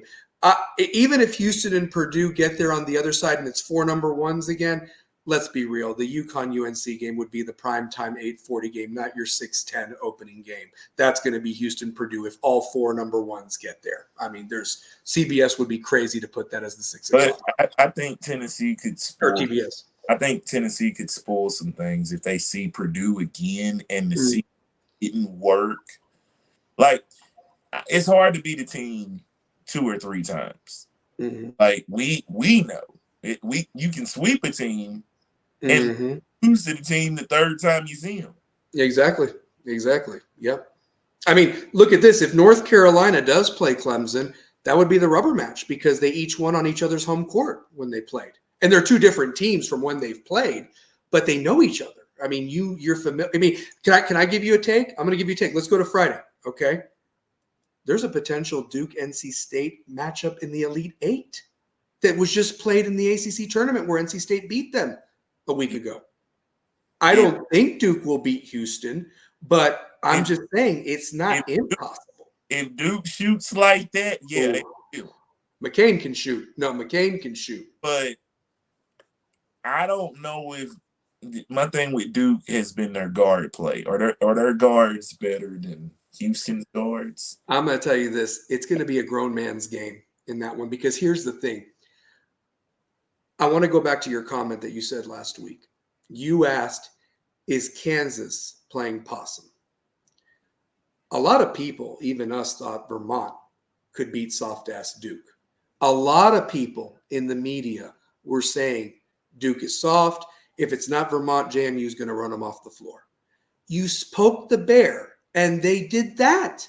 And Filipowski didn't even have a good game for them, and he's their best player, technically. I don't think so. I think McCain is their best player. I think Filipowski's supposed to be the best player. I think he's supposed to be, but McCain is the guy, honestly. And he made himself some money just with that showing last week. I mean, and he'll do the combine and be selected as a lottery pick. I'm not saying top 5. He'll definitely be in the top 14. Man, but shoot. Yeah. Man, shoot. He was letting that thing fly. Mm-hmm. Oh, yeah. And if he sees it, I mean, he did that against Florida State. He had 35 points and set the freshman all-time record against Florida State. I lost money on that game because I actually picked Florida State to win because Duke never wins in Tallahassee, it seems. And that boy costed me money. I thought that was easy money for me on that Saturday or whatever. But I'm just saying this. Houston's guards run 6'1", 6'2", 6'3", but they got like these like chiseled arms. I mean, they look bigger on TV than how their stature is. Duke's guys, you know, I think one of the most disappointing players of the year, because he was preseason pick to be ACC Player of the Year, or at least ACC first team, was Tyrese Proctor from Australia. He's been a disappointment as their point guard. He's kind of skinny. How does he match up against the physicality of that Houston guard in those guys? Um, uh, Jeremy Roach has been there forever. He's a little guy. He dislocated his finger. I don't know what his status is going to be to play. And then, of course, you've got McCain, who's a freshman. And these guys are older. I mean, if you talk about that old versus young mentality, and not to mention Houston's going to have the home crowd. They're only 4 hours away from Dallas, 4 or 5 hours away from Dallas. So that's a virtual home game for them. The NC State Marquette game, no disrespect to Marquette, I like NC State in that game. I really think that NC State's playing good, but the thing is Marquette really almost crapped the bed against Colorado. If anybody thinks I'm wrong, please say it. But I mean, Marquette's dang lucky to be there as opposed to Colorado. Colorado had them on the ropes there. I mean, they wouldn't die. So I like NC State, but I don't know if they got enough firepower up against Marquette. Against Marquette, let me ask you this: they're just on an emotional roller coaster. Yeah, and the fall, I just don't want to see them fall. Like they've won 7 out of 7 in 10 days or 7 in 11 days. 7 in 11 days, but now you go 5 more days, so they could potentially have to win 9 in 16 days or whatever like that. That would be crazy. If it were to happen, it would happen to NC State. Yeah. And realistically, you're 41 years removed from that magical run when they beat Houston. Ironically, the storylines there would be I feel bad for Marquette from a standpoint that NC State has won championships. They've won 2, 74 and 83. Houston's always been the bridesmaid, but never the bride at the dance. Duke, obviously, with their 5 national champions. But I look at that Houston NC State game would really, you'd have they play it all the time when Valvano can't find anybody to hug or whatever there at the end.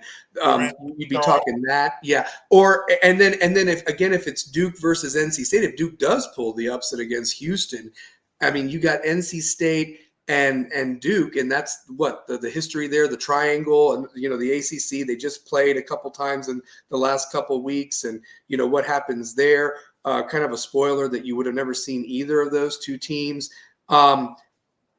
I mean, realistically, though, I think that of the 4 number ones, I'd say Houston is the most vulnerable in this round. But if they get to the Elite 8, no disrespect to NC State or Marquette, I think Houston's in the Final 4. I think that. I think Purdue loses to Tennessee. I think Purdue is the 1-1 seed.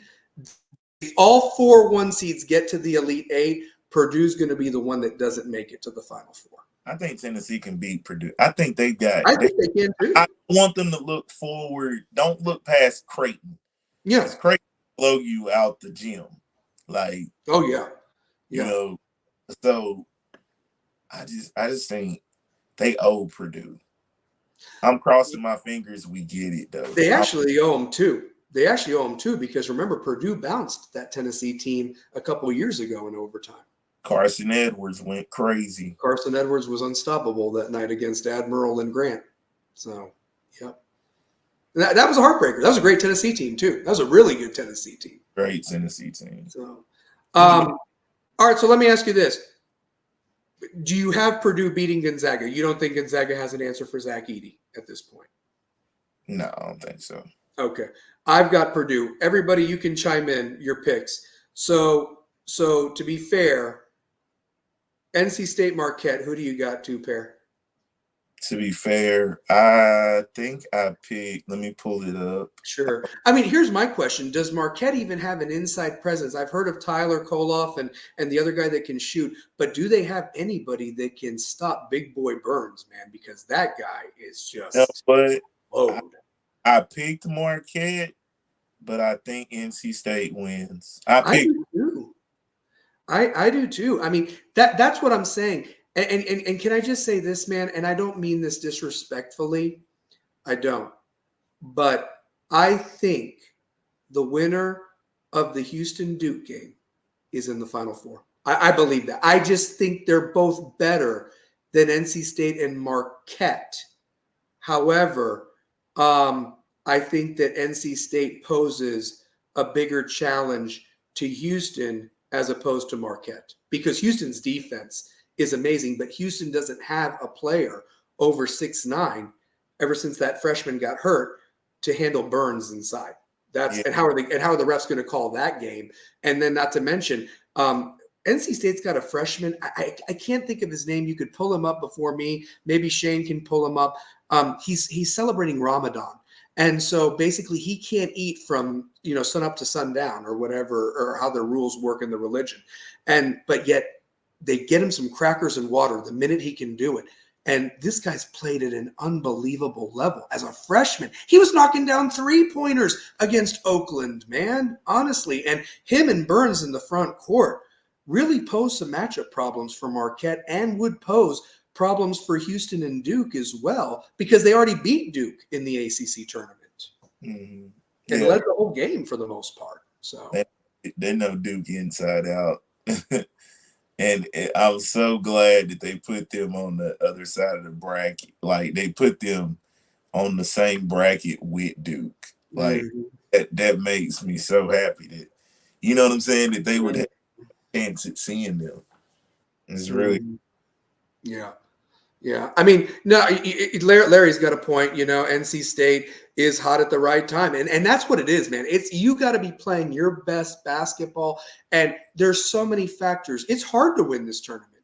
Jay Williams said it best. It's a hard tournament to win, but if you break it up into two championship games, or two games, you just win two games here, move on. Don't worry about everybody. You worry about the three teams you could potentially be facing, the one that you're in front of you, and then one of the two on the other side.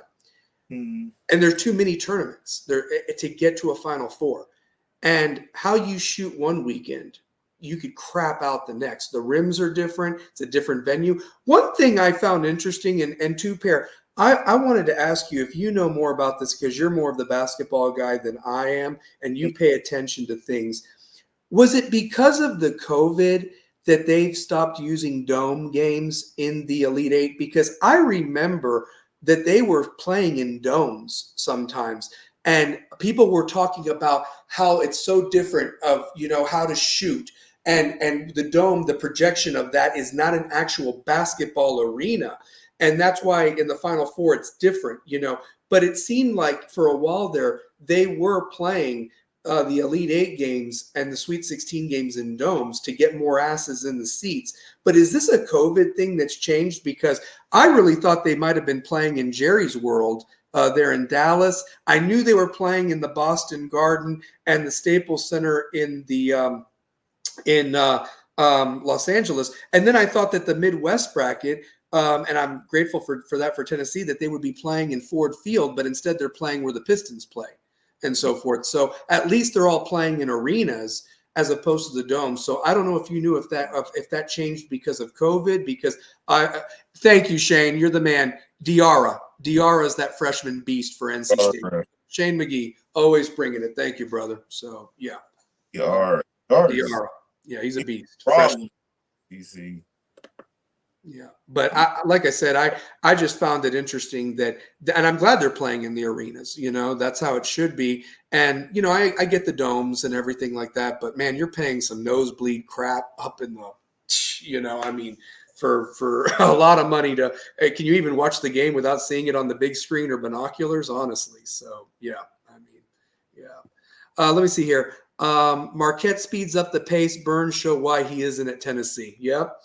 A dome is just huge. I can see how it could mess up your depth. Yeah, that's all it is. I mean, they never cared about the players. They were just putting asses in the seats to see if you could set the record for 50,000 fans and so forth like that. I mean, because that's really what it all boiled down to is the money at the yeah, end.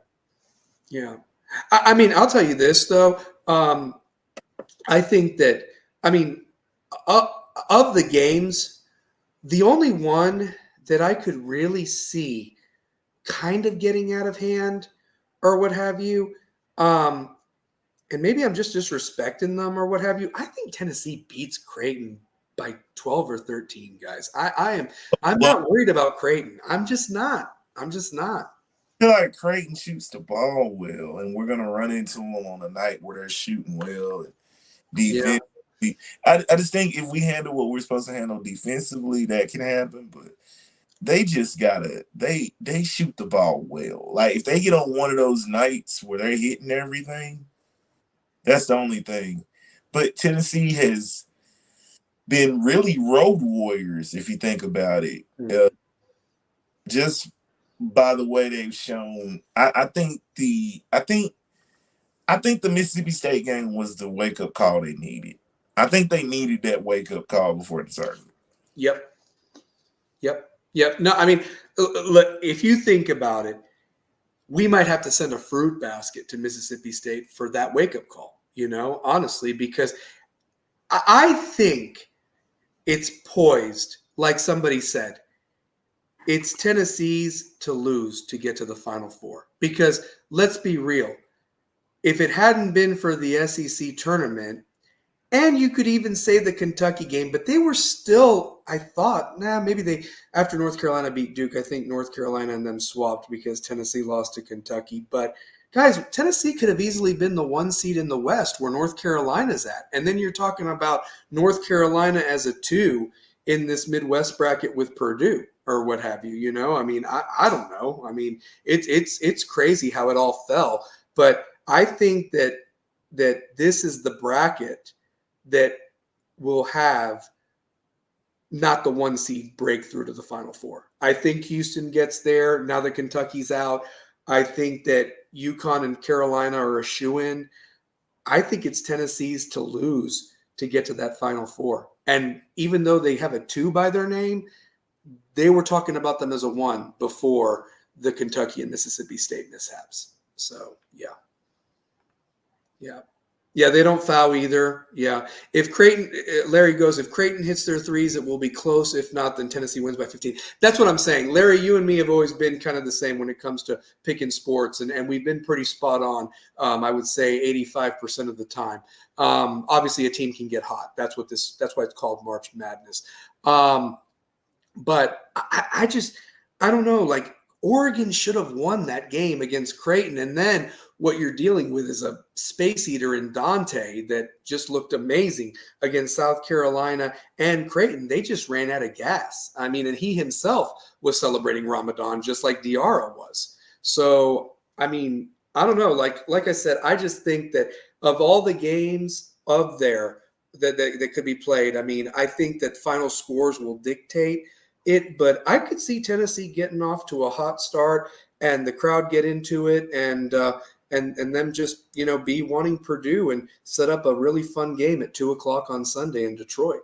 So that's what I think. So yeah, the team didn't prep; they was looking ahead. Yep. Tennessee 2.5. Yeah, I mean, I'd take Tennessee. I would. I mean, why not? I'd take Tennessee. Yeah. I mean, 2.5 point favorite. I'd take Tennessee because even if it's close, I could see Tennessee winning by 4 or 5, just like they did against Texas, if it's that type of a game. So, Yeah, I feel like we can't have a night where we shoot like that again. Yeah. Let me ask you this too, Pair. If you get the UConn Iowa State game, the North Carolina Arizona game, the Purdue versus Tennessee game, and the Houston State game, of those 4 games, which would be the most exciting Saturday or Sunday of the 4 potential Elite 8 games we've picked? UConn and UNC. Oh, so the UNC Arizona game you'd say would be the most exciting game? My bad. UNC Arizona game. UNC Arizona. Yeah, that's what we think too. So yeah, I'm here for the drama though. Yeah. I'm here for the drama. Yeah.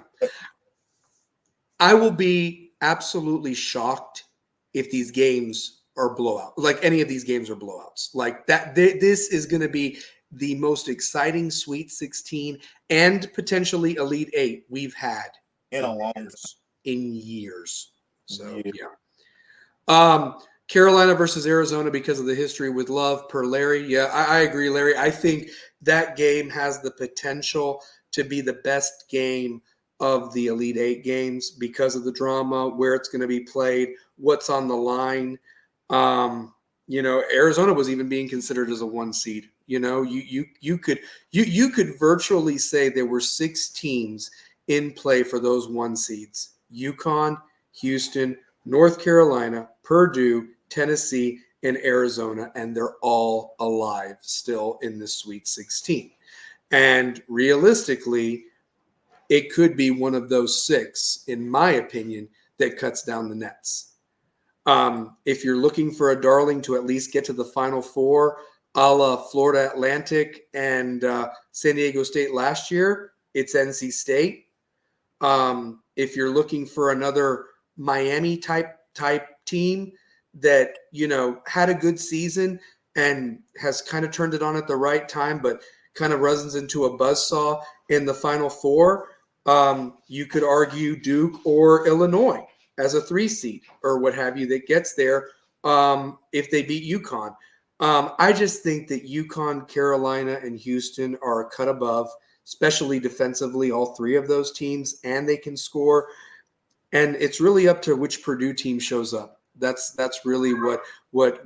And the thing is this: if Purdue loses to Gonzaga, I like Tennessee against Gonzaga in that matchup too.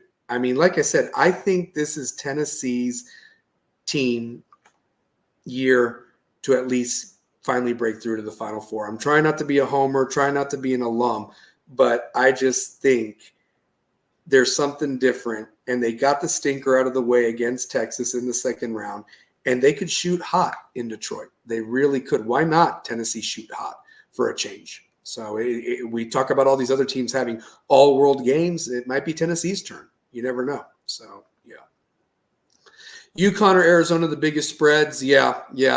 And realistically, but you want, Michael, I get it. It's 11.5. This UConn team is good. They're coached very well. Very well. And I hate UConn. I mean, please. I can't stand them. Hate you. But I love the way they play though. Yeah, but I got to give respect and dap when it's due. And until somebody proves it otherwise, it really has been the UConn Invitational Tournament. They've won their last 6 games by double digits, and they've made teams look silly. And I am standing by this until they prove me wrong. This is the year of back-to-back. It started with the West Rebels in football. It's carried over to the Chiefs in NFL. It's carried over to Alcoa and Fulton in basketball here locally. And I said it before we picked the games last week. This is UConn's tournament to lose.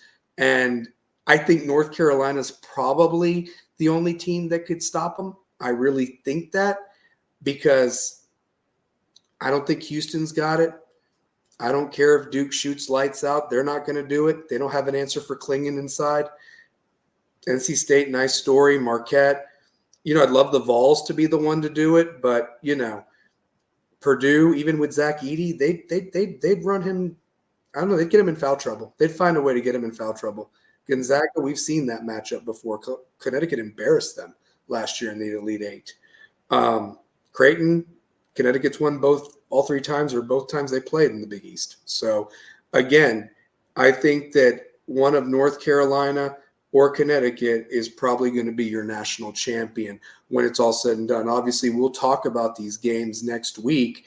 And then, of course, we'll do the Final Four picks and really get into that next week. So, and maybe even have a guest on to talk basketball. So, yeah, for sure. So definitely, man. yeah, well, that's all we've got, man. If anybody else has anything, let us know. Otherwise, we're gonna call it a night. I mean, it's always been fun. I love talking hoops with everybody. Such a fun tournament. This one, even though there wasn't any real, heartbreaks, last second drama, I think you're really going to be in for some really good basketball in these potential 8 games on Thursday and Friday, and then obviously the 4 games spread across Saturday and Sunday. And Saturday night, just remember those games are on TBS. They ain't on CBS like they traditionally are. And then the games are on CBS on Sunday afternoon, with the Midwest being at 2:10, and then the South going on after them at 5 o'clock. So yeah, 30 minutes in between both games just to make sure there's not any overlap. So, but that's all I got, man. So yep. So here we go. Larry's gonna bring this heat. Diddy will be locked up by the weekend. They don't even know where he's at, by the way. Yeah, that junk is crazy, right? Dude, hey, let me just tell you this. I'm not trying to make fun of nothing. I really am not. But R. Kelly literally just said, "Hold my beer." Honestly, you know what I mean? Like literally to Diddy. I mean, honestly, hold my beer. So, Creighton smoked UConn. Oh, did Creighton win that game? I didn't. Well, I know UConn lost to Seton Hall. I know they've lost 3 games this year. I didn't know who the who I guess Creighton did beat UConn that one. I remember that now. You're right about that. Yeah, that's right. That happened in January, if I'm not mistaken, when they played. You're right. Good shot, Lynn. Good shot on that one. So yeah, it was back right around 20. Yeah, and then it's like UConn has not like lived that down. So, but. Yeah. Well, guys, listen, that's all I've got. Two Pair, you want to lead us out, brother, as you always do, man? So So it is, man. As Rebels with a cause, man. Love, peace, and chicken grease. Throw your dubs up if you're a winner. We'll talk to y'all next week. Peace. peace. Go Rebels.